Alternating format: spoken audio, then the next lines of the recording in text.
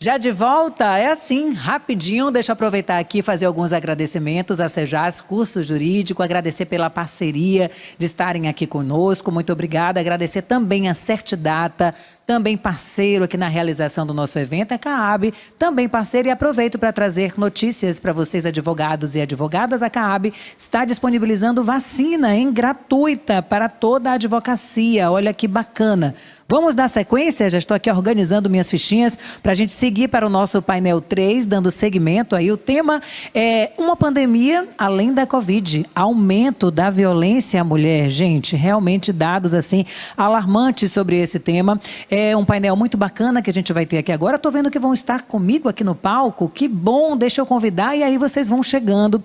Eu acho que vai ser necessário mais uma cadeira aqui. Traz mais uma cadeira para a gente. Ao vivo é assim mesmo, gente. Eu vou levantar e depois voltar, não vai dar certo. Deixa eu convidar a doutora Ludmila Aguiar, por favor. Seja muito bem-vinda, sente aqui do meu lado, por favor. Convidar também a Fernanda Barbosa, já vai sentar aqui também do meu lado direito. E a equipe já está trazendo a próxima cadeira para a gente trazer mais convidadas para esse bate-papo super especial. Enquanto isso, eu vou apresentar a doutora Ludmila, que está aqui comigo. Ela é advogada, feminista, pós-graduada em responsabilidade civil, pós-graduanda em direito digital. Ela é conselheira seccional da OAB Bahia, integrante também da Comissão de Proteção aos Direitos da Mulher. O tema aqui que ela vai discorrer com a gente é a vulnerabilidade da mulher em situação de violência, também a importância, das políticas públicas em tempos de pandemia. Pedir ao Rodrigo para voltar, por favor. Trazer também aqui a apresentação da Fernanda Barbosa, a doutora Fernanda, que está aqui conosco. Já estou aqui localizando a doutora Fernanda para apresentá-la direitinho. Advogada, professora, secretária-geral da Comissão de Proteção aos Direitos das Mulheres da OAB Bahia. A gente já teve, não foi? Batendo papo no nosso OAB em versão live. Tem aqui um vasto currículo para eu apresentar para vocês. O tema da palestra dela é a violência doméstica e familiar como causa impeditiva da concessão da guarda compartilhada. Temas, tão delicados para a gente tratar aqui. Tem mais gente para eu chamar. Você já quer que eu chame? Aquele vídeo que apresenta, todos. Chama o vídeo, então. Bacana. Que aí daqui a pouco eu convido as outras duas.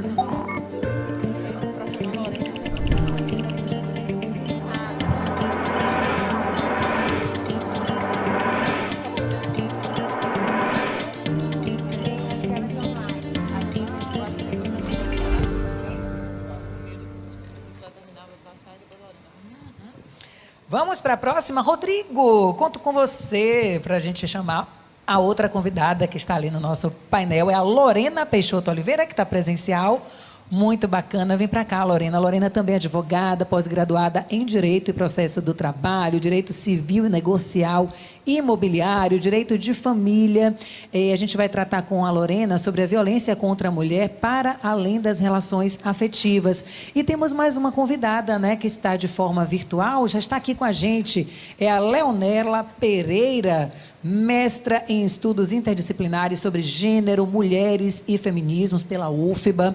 Ela também é especialista em ciências penais, tem também aqui um vasto currículo, Leonela. A gente vai tratar sobre os impactos do distanciamento social na domesticidade da violência contra as mulheres. Quem irá começar, gente, para tratar desse tema? Vamos, é aleatório? Ludmila, vamos trazer suas considerações, então, sobre a sua temática. Eu estava aqui observando, a gente pode falar um pouquinho dessa questão da vulnerabilidade da mulher, que está em situação de violência, e aí nessa pandemia a gente pôde observar isso de uma maneira muito mais intensa, porque a mulher se mostrou de fato vulnerável em casa, muitas vezes com o próprio agressor, sem poder denunciar, e naquele ciclo ali que fica se tornando cada vez mais perigoso, Qual a sua avaliação sobre essa questão? Bom, boa noite a todos.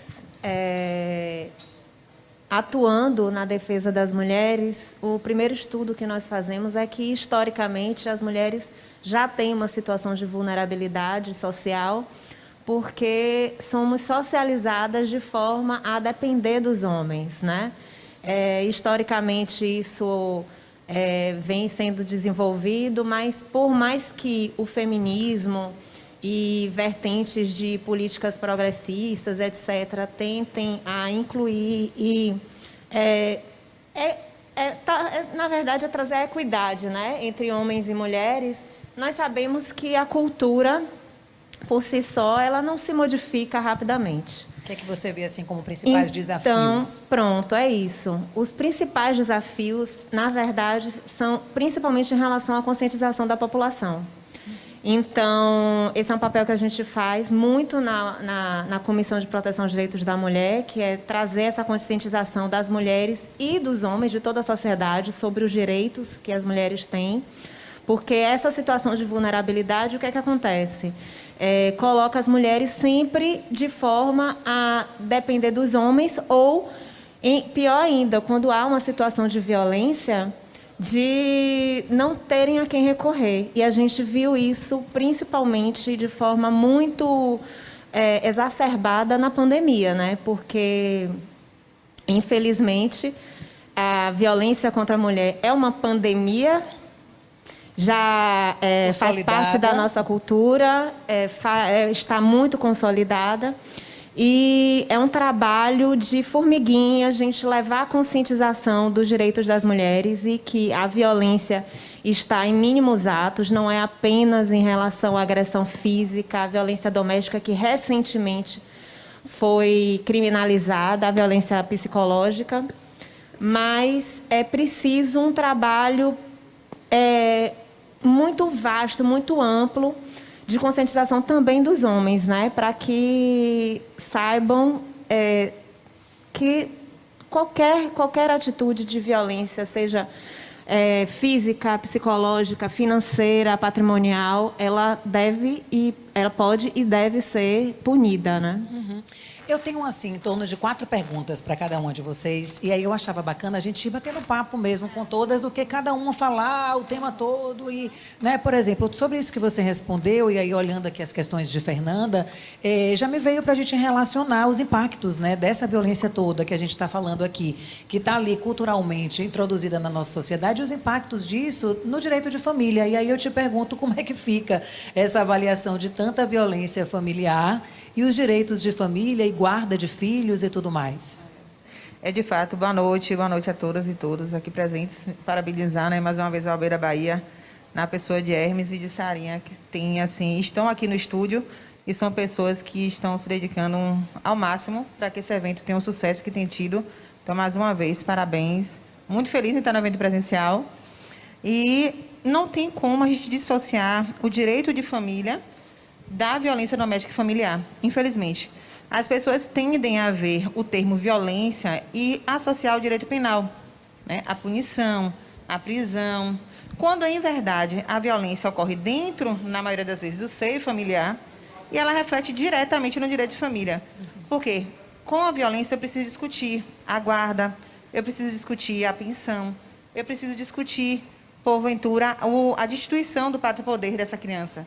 Num crime de feminicídio, por exemplo, o agressor, né, o autor do crime, ele não pode ficar como responsável pelo filho ou filha, né, pela criança, muito menos continuar como sucessor daquela vítima na herança.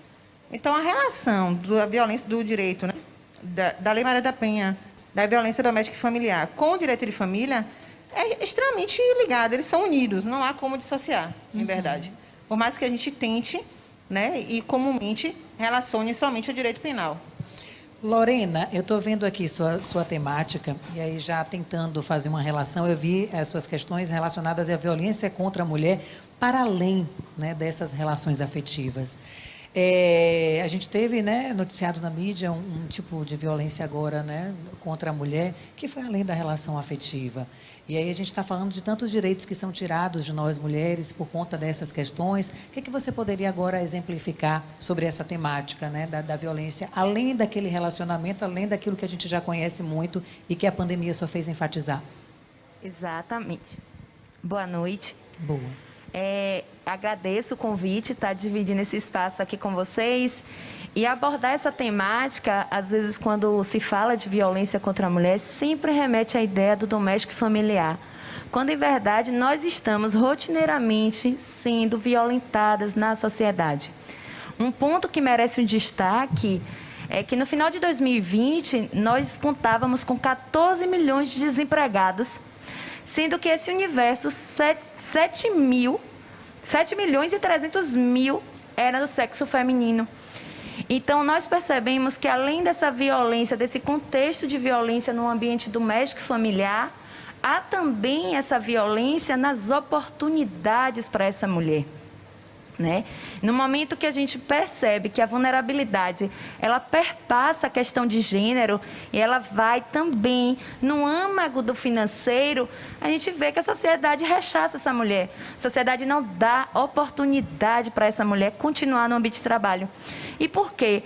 Porque nós, mulheres, temos ocupado serviços que sentiram, na verdade, na pele, né, na pandemia, o reflexo, que foram as categorias de serviço, a categoria de doméstico, a categoria de hotelaria, de saúde, que é um universo frequentado por mais mulheres e, automaticamente, frente à taxa de desemprego, fomos nós, mulheres, que fomos rechaçadas desse ambiente de trabalho.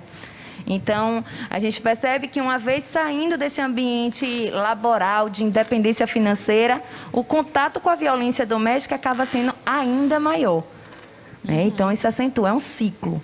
Esse ciclo repercute intimamente nessa questão estruturante do patriarcado, essa questão estruturante da misoginia, né? Dessa questões sexistas mesmo. Leonela, chegue para perto da gente, mesmo que de forma virtual, para o nosso bate-papo. Olha ela aqui conosco.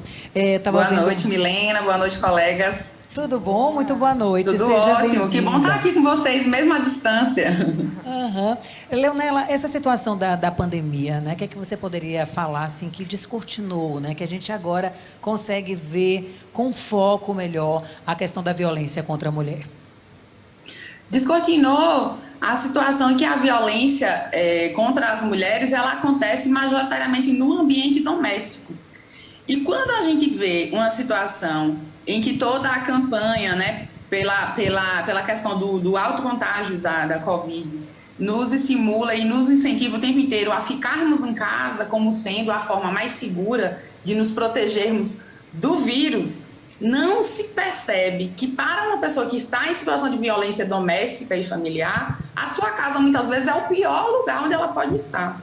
Então, o que é que acontece nessa situação? A gente percebe que as pessoas que estavam vivenciando situações de ciclos de violência tiveram menos possibilidade de pedir apoio, de fazer registro de ocorrência, e até outras pessoas que aparentemente não estavam em situação de violência, ou pelo menos não estavam numa situação de um ciclo de violência física ainda, porque a gente sabe, né, como a colega que me antecedeu falou isso, da questão do ciclo, e a violência doméstica passa por ciclos, né, entre tensões, explosões e pedidos de desculpa, e ele vai ali circulando dentre aquelas situações em que a família vai vivendo.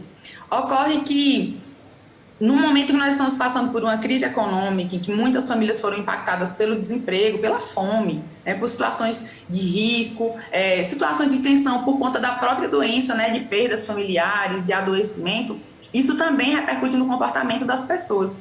Então, o fique em casa, pensando na segurança sanitária, né, do ponto de vista da saúde, para muitas mulheres que estavam em situação de violência, no fim das contas, é a pior coisa que poderia ter acontecido, porque é onde elas estão correndo maior risco. E isso é uma pandemia dentro da outra pandemia. Por isso que o nome do painel é muito oportuno, né? É uma pandemia porque é algo realmente que atinge não só o nosso estado, não só o nosso país, mas é uma situação que ela de fato acontece no mundo inteiro, mas infelizmente nós estamos no ranking aí numa posição muito elevada, né? Em 5º lugar em homicídios de mulheres, né? Então o número de violência aqui no país é muito grande. E esse momento do distanciamento acaba dificultando esses pedidos de socorro, né? Essa busca pelos órgãos que podem interferir e ajudar essa mulher a sair do ciclo da violência. Exatamente. Eu, na TV, tive a oportunidade de fazer uma série de matérias tratando justamente sobre essa questão da violência contra a mulher. E aí, quando a gente identifica o perfil, né, dessa mulher agredida, que é a mulher negra da periferia, sem condição de sair justamente daquela casa, daquele núcleo familiar para buscar ajuda, e o agressor, de forma geral, também, né, o companheiro que utiliza a arma branca, são dados assim traçados na última pesquisa e que realmente me chocou bastante. Tive também a oportunidade de conversar com algumas mulheres mulheres que passaram pela situação de violência, e romper esse ciclo é muito difícil por inúmeras questões, né? Aí entra a questão da família, entra a questão da dependência econômica, e aí eu queria, Fernanda, abordar com você um pouco dos direitos, né, que essas mulheres em situação de violência têm, porque elas já estão ali, naquela situação tremenda de dificuldade, de romper aquele ciclo. E quando rompe, como é que fica a preservação dos direitos mesmo? A Lei Maria da Penha, ela traz tanto os tipos de violência, né, como as medidas protetivas de urgência e as medidas que podem ser adotadas para proteger o direito dessas mulheres.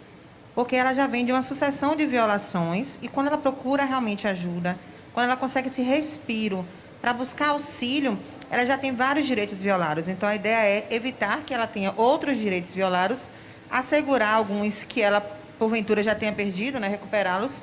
Então, a própria lei ela determina que pode ocorrer a perda do direito de visita do agressor, a prioridade na tramitação no divórcio, uma fixação de pensão para essa mulher que, por muitas vezes, tem que sair do lar, tem que sair do emprego por estar sendo ameaçada. O bloqueio de bens, ela tem direito, né, de solicitar o bloqueio de bens, o bloqueio de valores existentes em contas, uma série de direitos que vem tentar resguardar o mínimo essencial para que ela possa sobreviver pós-violência e não ser violentada novamente, seja patrimonialmente, seja psicologicamente. Agora, alcançar esses direitos, acho que foi inversamente proporcional ao número de casos, principalmente durante a pandemia, né? Ter acesso a todos esses direitos, né, que são delas, acho que se tornou mais complicado por conta desse processo mesmo, do que passa a justiça por conta da pandemia? Como a doutora Leonela falou, né, a pandemia trouxe, né, um acesso muito mais restrito. E eu acredito que também a ausência de conhecimento desses direitos. Né? Nós temos uma rede de apoio extensa, tem a Comissão de Proteção do Direito das Mulheres do OAB, que vem atuando aí firmemente, que eu faço parte, Ludmila. Nós temos as redes de apoio da Defensoria Pública, do Ministério Público. Então, redes de apoio, né, são muitas estabelecidas. Infelizmente, essa mulher, muitas vezes, sequer consegue sair de casa para buscar apoio. Fazer a denúncia, exatamente. Isso é fato. Né? Quantas violências foram denunciadas por lives de trabalho durante o período da pandemia? Né? Mulheres pedindo socorro através de lives, através de uma mensagem codificada no WhatsApp. Então, essa, infelizmente, é a realidade. Não tem acesso à internet, não tem acesso a celular. Quantas mulheres estavam em cativeiro e foram noticiadas nesse período da pandemia? É muito fácil criticar a mulher que não denuncia a violência, porque não é a pessoa, porque não é você que está sendo violentado. Uhum. Quando nós estamos fora do ciclo de violência, a crítica é muito fácil. Apanha porque quer. Né? Mas tem a Lei Maria da Penha, por que não buscou ajuda? Uhum. Nem sempre essa mulher se reconhece como vítima, porque a sujeição e a desconsideração dessa mulher como um sujeito humano de direito mesmo é muito forte. Exatamente. Então, para além da crítica, né, nós temos que seguir nesse trabalho de divulgar os direitos, nos tornarmos uma rede de assessoria, de fortalecimento e de apoio mesmo a essas mulheres. E é o que você bem disse, né, Ludmila, das questões culturais, né? Parece que a sociedade encara com naturalidade, né, essa questão que, de fato, não deveria. E ainda nessa temática, eu te pergunto, que medidas urgentes, né, ainda precisam ser adotadas e o mais rápido possível? Como a gente está realmente batendo muito nessa tecla, e é importante, a questão cultural, né, ainda é muito preponderante. Então, é preciso conscientizar no sentido de mudar mesmo o pensamento geral de que em briga de marido e mulher não se mete a colher. Tem que meter a colher, sim. Tem que interceder, tem que buscar ajuda, tem que denunciar. E eu acho que esse movimento que está acontecendo hoje, a gente tem visto muito nas redes sociais, as pessoas se defendendo, as mulheres buscando ajuda. A gente tem visto com casos de famosas e casos de pessoas anônimas também, que as pessoas se compadecem daquela situação e buscam. E a mídia tem sido muito importante em relação a isso, a imprensa, porque está, de certa forma, pressionando o poder público. Porque o poder público tem responsabilidade direta em relação à punição e à busca dos direitos da mulher em situação de violência. A OAB, como instituição, ela tem atuado, sim, em relação a buscar esse apoio do Poder Judiciário, buscar, como a Fernanda já adiantou, em relação ao contato com a rede de proteção. Nós temos contato com o Ministério Público, com a Defensoria, com abrigos, casas de apoio, que, infelizmente, durante a pandemia, absurdamente, algumas fecharam. Então, as mulheres que já estavam em situação de violência ou já estavam começando de alguma forma, elas, além de serem obrigadas a ficar dentro de casa, em uma situação extrema, em que alguma violência física já era iminente ou já estava acontecendo, elas não tinham nenhum abrigo a recorrer. Então, assim, seja em todas as esferas do governo, municipal, estadual e federal, tem que ser desenvolvidas políticas públicas urgentes em relação a acolher essa mulher em situação de violência e conscientizar a população. Porque o que a gente está vendo é um crescimento exponencial em relação à violência. Parece que quanto mais as mulheres entendem seus direitos e, de certa forma, talvez, por saberem dos seus direitos, elas não estão mais cedendo como antes. Né? Infelizmente, ainda existe a cultura que freia, que oprime, mas parece que agora, de certa forma, a violência está vindo mais forte, mais agressiva. E os números estão aumentando. A gente se preocupa com isso porque é uma luta diária, são denúncias que chegam todo dia. E a gente tenta dar o apoio, mas a gente sabe que as instituições de âmbito municipal, estadual e federal são quem, de fato, tem mais responsabilidade em relação a esse acolhimento da mulher em situação de violência. Eu costumo dizer que precisa ser divulgado também mais, né? Muitas mulheres desconhecem a estrutura que está por trás. Quando eu fui fazer, eu estou falando até com um pouco de propriedade sobre esse assunto, porque me chamou a atenção os números e aí me partiu a ideia de pesquisar, né? De saber se ainda, quais municípios têm esse centro de acolhimento, tem um acompanhamento psicológico, advogados e advogadas estão disponíveis para isso e, assim, lógico que é insuficiente, principalmente depois dessa pandemia, com o crescimento dos números, mas existe, né? E a gente precisa divulgar isso cada vez mais, né? Mostrar para essas mulheres que é possível, sim, sair dessa situação. E quando você diz da questão dos órgãos públicos, aí me chama a temática de Lorena e esses números que você apresentou, né? Falando do desemprego e dessas questões além das relações afetivas, os índices alarmantes de desemprego também, né? Durante a pandemia, a diferença salarial. Queria que você falasse um pouco dessa questão para que esse seminário também repercuta isso e as mulheres que estão acompanhando aqui, os homens também, né, que são responsáveis, sim, para mudar essa realidade, possam ter ciência do que acontece, por exemplo, na vida profissional, né, de uma mulher que já se sente aí, né, para trás, quando o psicológico é atingido por conta de tantas agressões físicas ou psicológicas, e quando vai para o ambiente profissional, também não tem aquele apoio, aquele incentivo no que diz respeito ao financeiro, por exemplo, e a valorização profissional. E o que não justifica. Com certeza. Foi feito um estudo de que as mulheres elas têm ocupado cursos profissionalizantes, especialização, universidades com muito mais afinco e dedicação do que os homens. Isso não quer dizer que os homens eles não têm buscado essa especialização, longe de nós falarmos isso, né? Mas tem percebido a dedicação e o interesse da mulher nessa reinserção, não é nem reinserção, nessa inserção no mercado de trabalho, nessa oportunidade. Então, não se justifica mulheres estarem mais capacitadas ou equivalentes às capacitações dos homens e ainda assim, na prática, nós visualizarmos salários inferiores, nós visualizarmos condições de trabalho inferiores. Né? A gente vê que mulheres ainda ocupando cargos de chefia de gestão, elas são assediadas. Elas são colocadas em questionamento o seu conhecimento, seja porque é mulher, seja pela vestimenta. Nós, na verdade, nós somos rotineiramente julgados por aquilo que os outros querem, né? Não pelo aquilo que nós realmente somos, não por aquilo que nós apresentamos. E assim, quando a gente fala muito de cultura, a Ludmila ela vem tocando muito nesse ponto, porque as conquistas das mulheres, elas são tão espaçosas, são tão árduas. Se nós pegarmos um pouco a linha histórica do tempo, a mulher ela veio galgar a oportunidade de voto em 1932. Em 1962 foi dada a oportunidade, que foi o Estatuto da Mulher Casada, que a partir de então começou-se a trabalhar a ideia de que as mulheres poderiam ficar com seus filhos.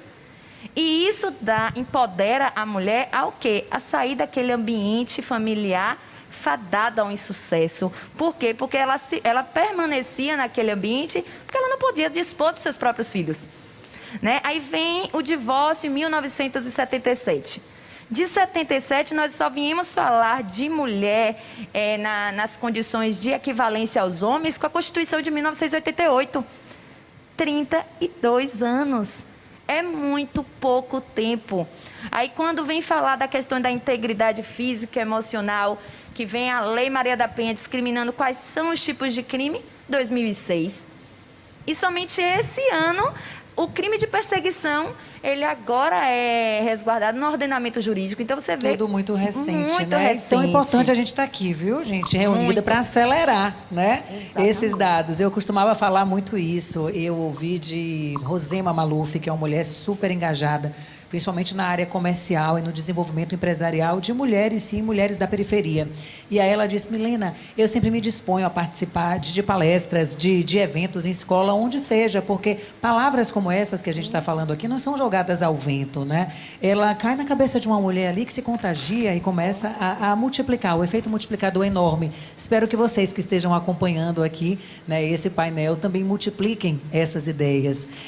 Lorena, te interrompendo um pouquinho, eu queria introduzir aqui novamente a Leonela na conversa, porque você falou disso de acelerar, né, essas mudanças, de ser tão recente os avanços da mulher, né, em tantas áreas. E aí eu queria saber, Leonela, de você que tem um estudo desses números, se aconteceu alguma mudança, né, em referência aos serviços de atendimento a mulheres em situação de violência no decorrer desse longo período de distanciamento social. Eu falei que tem alguns serviços que são disponíveis e que muitas mulheres, muitas pessoas desconhecem, mas houve avanço, né? Eu falei que já que os números da violência aumentou também o número de serviços ou a divulgação disso. Como é que está essa questão? Diante da situação que se percebeu que os índices de violência, eles ficaram maquiados, digamos assim, nesse período, porque diminuiu o número de registro de ocorrências. Isso não quer dizer que a violência diminuiu, na verdade diminuiu, né, a possibilidade dessas mulheres que estão no ambiente doméstico junto com seus agressores de pedir ajuda a outras pessoas. Então, percebendo que a situação de ficar em casa colocou muitas pessoas em risco, e não só mulheres, mas a gente viu situações de idosos que estão passando por violação de direitos, crianças, adolescentes, e esses serviços todos, né, que são oferecidos às pessoas que estão nessa condição de vulnerabilidade, eles passaram a ser considerados como serviços essenciais, a partir da Lei 14.022 do ano passado, de 2020, justamente para que eles pudessem continuar funcionando, né, por conta dos decretos municipais, estaduais, fechando determinados serviços, para que eles pudessem continuar funcionando para atender as pessoas que buscassem esse atendimento diante de alguma violação de direitos. Então, a gente percebe que a necessidade de tornar esses serviços como essenciais durante um período de uma emergência de saúde pública, né, transnacional, a gente vê o quanto é uma situação grave, o quanto é uma pandemia dentro da outra pandemia. Então, a gente percebe essa situação da busca, que ficou um pouco mais dificultada. As meninas mencionaram aí as formas como as pessoas pedem ajuda. A gente viu tantas situações de pessoas que ligam para a polícia dizendo que estão pedindo um açaí, porque elas estão com o agressor ali. Eu quero um açaí. E aí o policial, você ligou para a polícia militar, ela, eu sei, eu quero um açaí. Eles me digam o endereço, aí ela fala o endereço. Aí ele entendeu. Você está passando por alguma situação, tem alguém aí com você? Você está passando por alguma situação de risco? Ela, sim, pode colocar granola, pode colocar mel. E aí ela ficou fazendo essa conversa para que a pessoa que estivesse ali com ela achasse que de fato ela estava pedindo um açaí. E aí a polícia fez a situação do atendimento todo e mandou a viatura para o endereço. Então, assim, foi importante que o policial teve, né, essa sensibilidade naquele momento de perceber que não foi uma ligação errada, na verdade ela estava pedindo socorro de uma forma mais, digamos assim, disfarçada, porque a situação era essa naquele momento. Então, são serviços essenciais, eles precisam continuar funcionando nesse período, porque as violações de direito continuam acontecendo. Se a gente observar, por exemplo, os dados do Fórum Brasileiro de Segurança Pública, tem um artigo bem recente falando dos índices de violência sexual, principalmente contra criança e adolescente. As buscas pelos atendimentos e pelos registros de ocorrência, eles aumentaram nesse período, principalmente na faixa etária em que as vítimas têm até 13 anos. Ou seja, onde é que estão esses agressores? Estão dentro do círculo doméstico e familiar. Porque se esses números aumentaram relativos a essas pessoas que não têm tanta mobilidade sozinhas, né, crianças até 13 anos, então se esses números aumentaram ali, a gente percebe o quanto estar em casa é muito perigoso para algumas pessoas, infelizmente. Leonela, invertendo o nosso ciclo, né, de perguntas, vou continuar com você, seria a última pergunta dessa rodada, por conta do tempo. E, em virtude de tudo isso que você disse, e você que está estudando essa temática, quais os caminhos, né, você visualiza que pessoas, mulheres vítimas de violência, você citou aí também, né, crianças e adolescentes, deste mesmo ciclo familiar, também vítimas, que caminhos a gente tem e essas pessoas podem seguir, podem fazer para melhorar, para reverter esses dados e esses números? Como as meninas vêm falando desde o início aqui, eu acho que isso nós estamos na mesma linha aqui, mencionando o quanto é difícil romper com esse ciclo. Então, não tem receita de bolo, não vai funcionar a mesma coisa para todas as pessoas. E cada mulher, dentro da sua realidade, vai buscar um caminho diferente. Então, você mencionou a situação das mulheres que são da periferia, mulheres mais pobres. Não são apenas essas mulheres que sofrem violência. Essas são as que mais pedem ajuda do ponto de vista criminal, porque muitas vezes elas não têm outras alternativas. Muitas mulheres que sofrem violência doméstica, mas que têm renda própria, ou têm para onde ir, ou têm a quem pedir ajuda, às vezes tentam resolver a situação lá pelo caminho só do cível, vão pelo divórcio, pela situação da regulamentação de visitas, vão tentar resolver pelo cível. Mas no criminal, muitas vezes, a gente vai perceber que as mulheres que estão numa situação de vulnerabilidade maior acabam buscando mais esse caminho. E nós, enquanto advogadas, enquanto mulheres, vizinhas, amigas, e isso eu já abro para qualquer outra pessoa, independente se é advogada ou não, temos que perceber que determinadas situações, às vezes, aparecem como um sinal para a gente. Então, aqui, aquela pessoa que está tentando conversar com você porque quer te vender alguma coisa, por exemplo. Eu queria passar na sua casa, queria lhe mostrar uma coisa que eu estou vendendo. E aí, aquilo, na verdade, é um momento que ela está tentando conversar com você para lhe contar algo que está acontecendo. Então, uma mensagem que você manda para uma pessoa, que você está desconfiada que está acontecendo alguma coisa, você ouviu alguma coisa ali do apartamento vizinho, não mande áudio, não, manda uma mensagem escrita, porque aí ela vai poder ver sem se colocar numa situação de risco. Eu até fiz uns cards a semana passada com os telefones, eu estou sempre compartilhando no meu Instagram, com os números dos telefones desses serviços de atendimento aqui na região, entre Irecê e São Gabriel.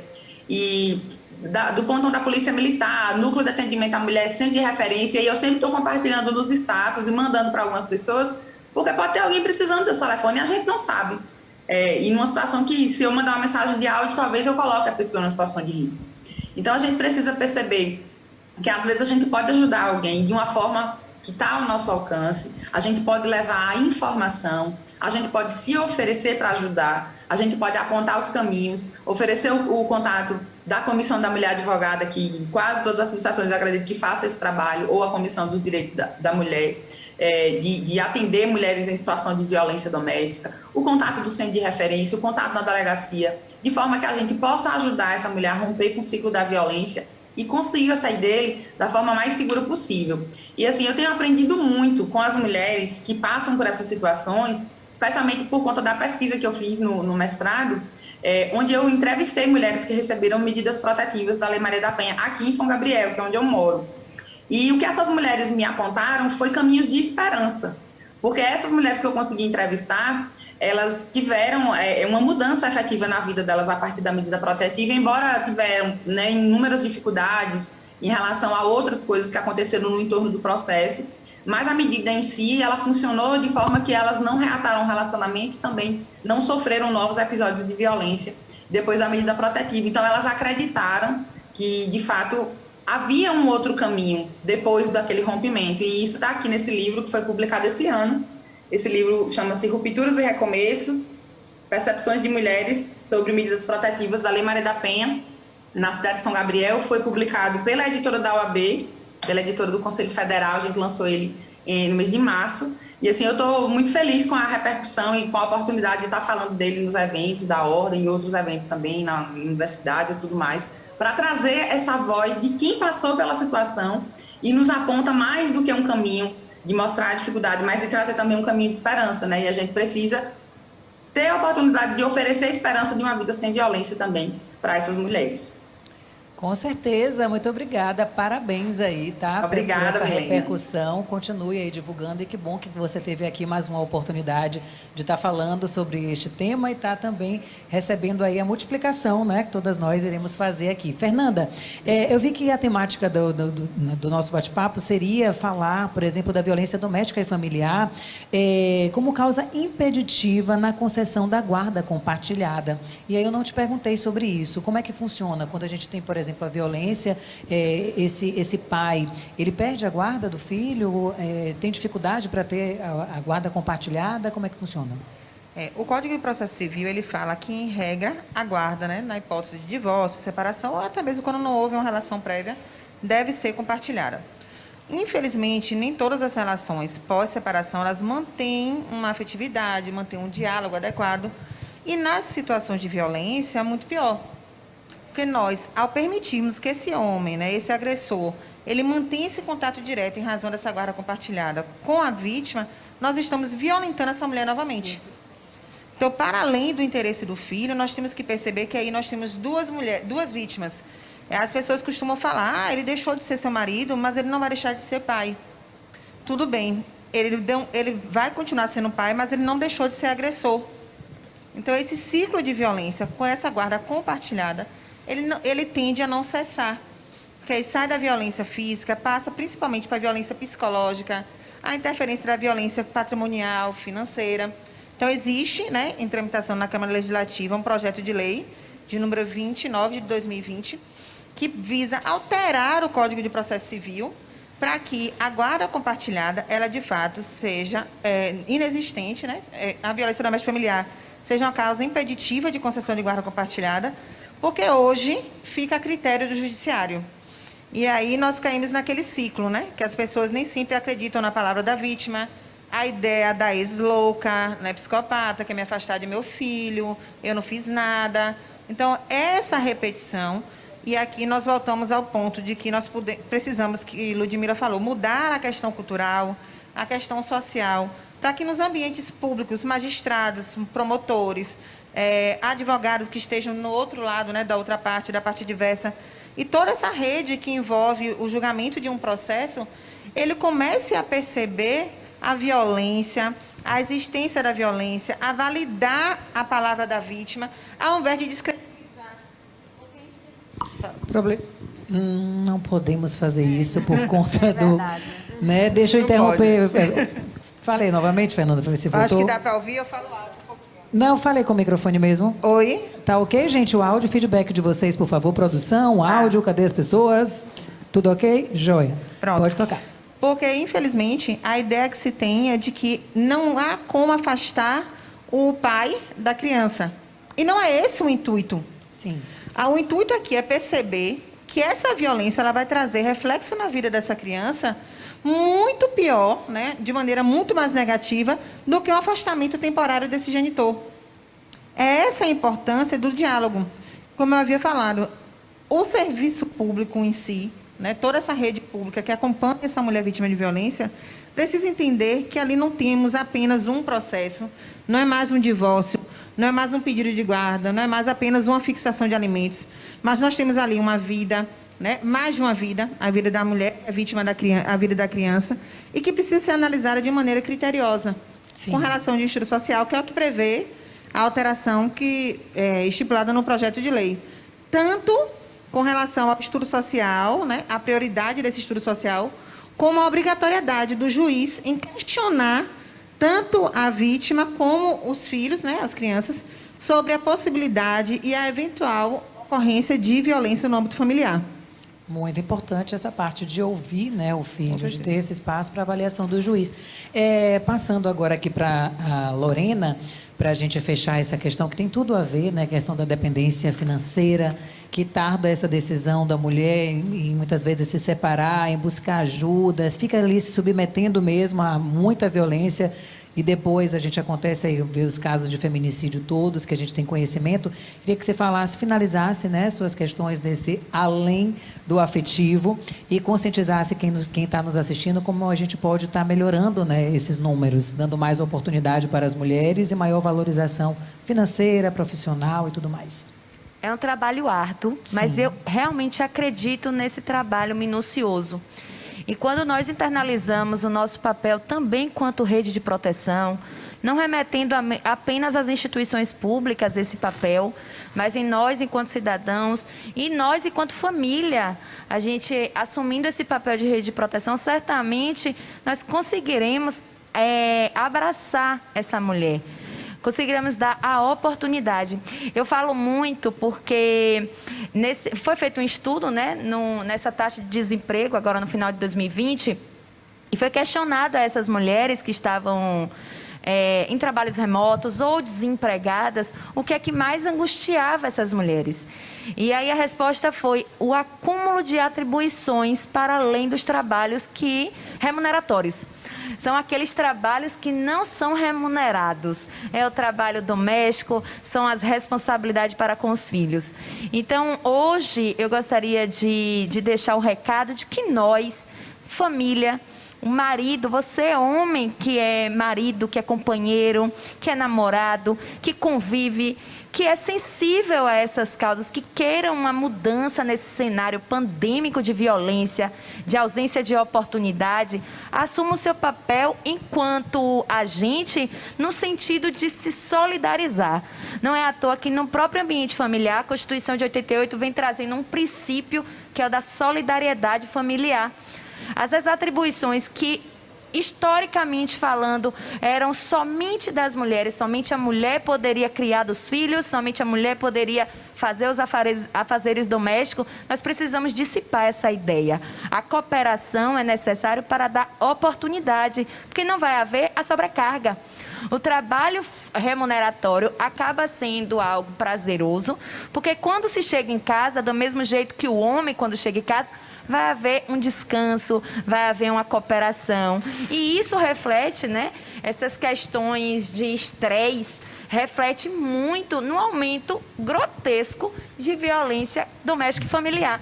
Então, a gente precisa entender que fazemos parte de um ciclo. E esse ciclo é bastante interligado se a gente parte do pressuposto de que a família é a principal instituição.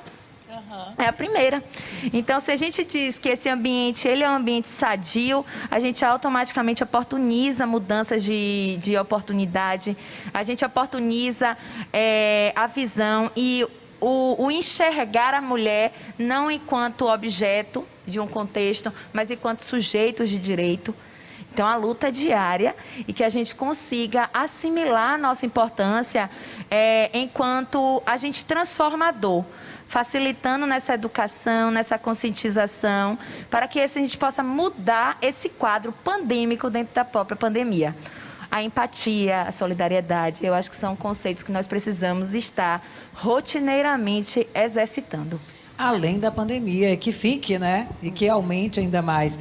Ludmila, suas considerações finais, falando um pouco também dessa questão que é a temática, né, do seu conteúdo aqui, da importância dessas políticas públicas, né? Ela falou um pouco das ações que a gente tem que ter no dia a dia, dos hábitos, você falou aqui da questão, né, de familiar, que a gente precisa estar o tempo inteiro de olho, mas e as políticas públicas? Qual seria, assim, para arrematar o fechamento de suas considerações hoje? Eu considero que, atualmente, nós vivemos, além da crise sanitária, a questão da violência, por estar mais, digamos, divulgada, as pessoas estão mais tentando entender realmente o que é a Lei Maria da Penha, como os dispositivos relacionados aos direitos das mulheres se aplicam nas relações familiares, nas relações, às vezes, também não familiares, né, mas como os direitos das mulheres em geral, porque quando a gente fala que as mulheres são culturalmente, historicamente colocadas como Simone de Beauvoir falava, segundo sexo, né? Porque ela não estava socialmente, culturalmente falando, de forma equilibrada com o sexo masculino. Então, é essa equidade que nós buscamos. Eu entendo que as instituições públicas, a OAB como garantidora da sociedade, dos direitos da sociedade, das pessoas em geral, da cidadania, ela tem que exercer essa atuação de forma proeminente em todas as esferas de governo, e eu acredito que isso vem acontecendo. Nós estamos vendo, né, que, inclusive, dentro do Conselho Federal, uma resolução foi deferida no sentido de que advogados que sejam sujeitos de ações de violência doméstica, eles estão sujeitos a perder a carteira da OAB. Isso de fato, um avanço, porque a OAB está dando exemplo para as outras instituições. A gente não pode tolerar a violência doméstica, a gente não pode tolerar a violência contra a mulher, porque não é só a violência doméstica, né? Nós vemos, no sentido das relações profissionais, nós vemos o assédio, nós vemos a questão da remuneração ser inferior, como Lorena falou. Então, o que eu entendo é que a sociedade em geral, dentro também do que você falou, da questão da empatia, da solidariedade, a sociedade em geral tem que entender que é uma questão de humanidade nós defendermos os direitos em busca da equidade dos direitos de homens e mulheres. Porque, enquanto essa equidade não existir, vai afetar diretamente relações familiares, vai afetar a sociedade em geral, porque enquanto não houver nenhum indivíduo que possa gozar dos seus direitos livremente, direito de ir e vir, direito de estar saudável, de ter sua assistência e de ter todos os direitos constitucionalmente garantidos, nós não estaremos numa sociedade e não poderemos falar que estamos vivendo a justiça social. Então, eu acredito que, para finalizar, que é um dever de todo cidadão e de nós, operadores do direito, principalmente, de fazer garantir os direitos das mulheres e da sociedade, né? Muito obrigada, viu? Obrigada pelas suas considerações. Meninas, eu não terei tempo assim para oportunizar todas as considerações finais. Queria dizer que, de sua maneira, cada uma de sua maneira, trouxe aqui importantes questões, né, relacionadas à violência contra a mulher, em ampla temática. Então, quero agradecer a disponibilidade de todas, né, vocês que vieram aqui presencial, a Leonela, que está aqui também com a gente de forma virtual, trazendo também seus conhecimentos. Dessa forma, a gente finaliza, né, esse painel, agradecendo aí ao público que acompanhou todas as salas. Eu estou vendo aqui que a gente está tipo, meio se despedindo, são tantos painéis que, na minha cabeça, eu acho que ainda teria mais um painel, né? Mas eu quero agradecer desde já aos nossos patrocinadores, Jus Brasil, Sejas, curso jurídico, e também a Certidata. Quero agradecer também aqui a todos que estão participando aqui da nossa transmissão. Eu vou chamar uma vinhetinha agora para que a gente se organize aqui e voltemos aqui ao prumo para agradecer a todos vocês e trazer considerações finais e também dicas para o dia de amanhã, tá bom? Solta uma vinhetinha aí, por favor, Matheus.